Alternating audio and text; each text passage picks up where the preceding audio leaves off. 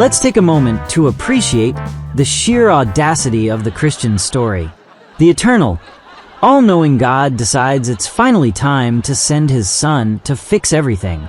The Son arrives with what seems like a crystal-clear mission: be the Messiah for the Jewish people, the ones who've been waiting for him for centuries. He spends 3 years hammering that point home. Jews only, stay away from Gentiles, focus on Israel. And what happens? His own people largely reject him, hand him over to the Romans, and he ends up crucified. Mission accomplished? Hardly. Then, in a twist no one saw coming, except apparently everyone who read the prophets, he rises from the dead.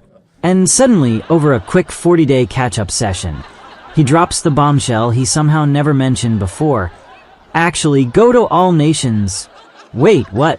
The same guy who said, "Lost sheep of Israel only," now wants a global rollout. You'd think an omniscient being could have slipped that into year one, but okay. And just when you think the resurrected Jesus has finally nailed down the final version, he ascends to heaven and, plot twist again, decides there are still a few crucial details missing. So he zaps a zealous Pharisee named Paul with a vision, hands him the updated playbook, and Paul proceeds to build a version of the faith that barely resembles the original Jewish-focused model. 3 phases, 3 different emphases, all supposedly one seamless divine plan. If this were a human project, we'd call it a series of panicked pivots. In theology, we call it progressive revelation, and act like it was genius all along. Part 1. Jesus 1.0, Strictly Kosher Edition. Imagine the scene in heaven. The Jewish people have been God's chosen nation for millennia, complete with prophets, covenants, and endless promises of a coming Messiah who will restore Israel, defeat her enemies, and usher in the kingdom. Finally, the big day arrives. Jesus is born in Bethlehem, check. Raised in Nazareth, check. And at age 30 launches his public ministry with all the right Jewish credentials, teaching in synagogues, quoting Torah like a walking commentary, and performing miracles that scream Messiah alert.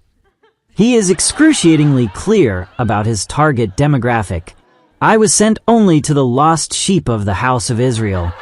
When a desperate Gentile woman begs him to heal her daughter, his first response is basically, "It's not right to take the children's bread and toss it to the dogs." He heals the girl anyway, because her comeback is epic.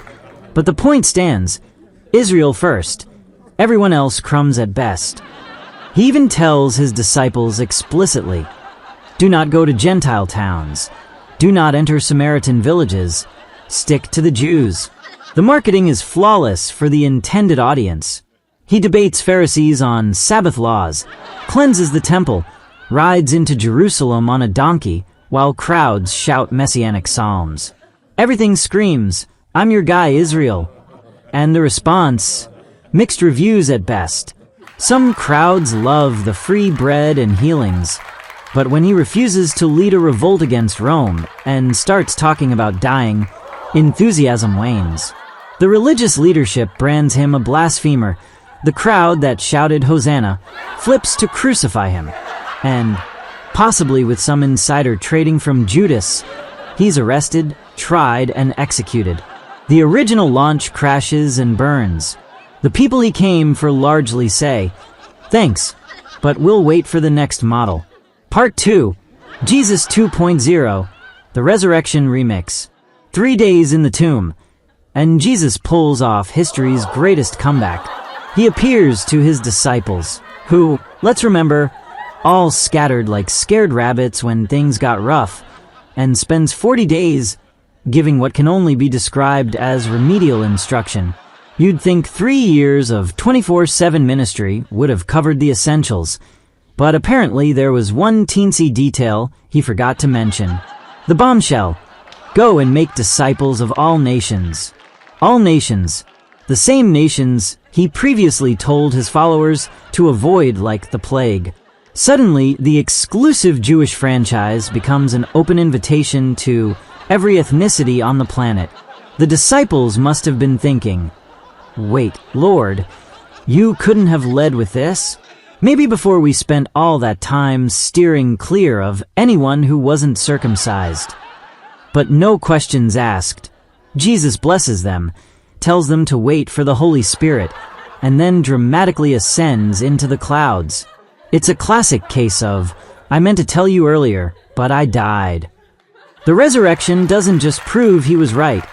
It conveniently allows a major course correction.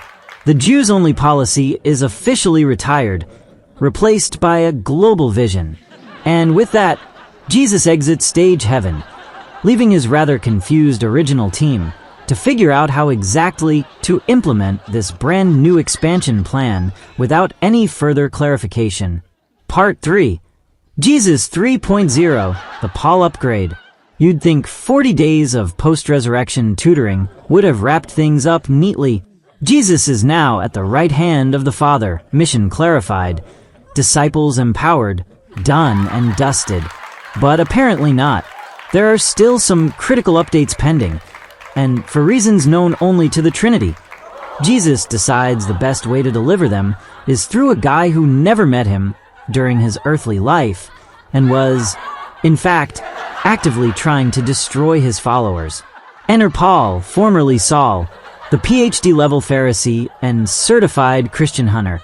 Jesus ambushes him on the road to Damascus with a blinding light and a personal message. Paul converts instantly and receives what he claims is direct revelation from the risen Christ. The content, a complete overhaul. Forget mandatory circumcision. Forget keeping kosher. Forget most of the Jewish law. It's now optional at best. A curse at worst. Salvation is by faith alone, available to Gentiles without becoming Jews first. Paul hits the road, plants churches packed with non-Jews, and writes letters explaining why huge chunks of Jesus' earthly teaching about the law no longer apply in the same way. The original apostles back in Jerusalem, people who actually walked with Jesus for years, have to hold an emergency council to decide whether this new version is legitimate. They eventually give Paul the green light, but it's clear his edition is the one that takes over the market. The Jewish-focused original becomes a footnote, while Paul's Gentile-friendly, law-light model becomes mainstream Christianity. Part 4. Trying to pretend it's all one coherent plan. Now comes the truly impressive part. Christians take these three dramatically different phases and insist they form one beautiful, unified plan that was perfect from the start. The Jews-only ministry? Just phase 1. Totally intentional.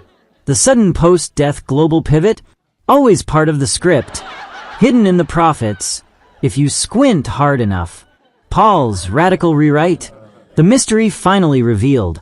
Even though the original disciples seemed surprised by large portions of it. It's theological gymnastics worthy of an Olympic gold. Scholars write thick books explaining how the shifts were progressive revelation, God unfolding his plan gradually because humans couldn't handle the full truth all at once.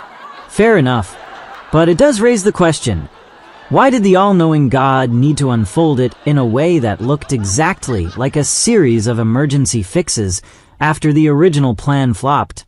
In the end, we're left with a religion that began as an exclusively Jewish messianic movement, briefly became a resurrected Jewish-led global invitation, and finally morphed into a largely Gentile, law-optional faith shaped by a guy who got his instructions secondhand. And somehow, billions of people look at this trajectory and say, yes, seamless. Tying it all together, one faith, 3 plot twists, or why even God might need a second draft. So there you have it. 3 Christianities, 1 name. Jesus 1.0, the failed Jewish Messiah who came for Israel and was rejected. Jesus 2.0, the resurrected remix who suddenly remembered the rest of the world existed and issued a surprise worldwide franchise plan. Jesus 3.0, the Paul edition, where most of the original Jewish requirements get quietly retired and faith alone becomes the universal password. Christians will tell you it's all one story, one gospel, one unchanging truth revealed progressively. And who knows, maybe it is. Or maybe the Son of God looked down after the crucifixion, saw Plan A in flames, and thought, time for Plan B and C, and maybe a consultant. Either way, it's a hell of a story. And if the perfect divine being needed multiple revisions, a dramatic death, a comeback tour, and a former enemy to get the message across, then perhaps the rest of us can cut ourselves some slack when our own plans need a few unexpected updates.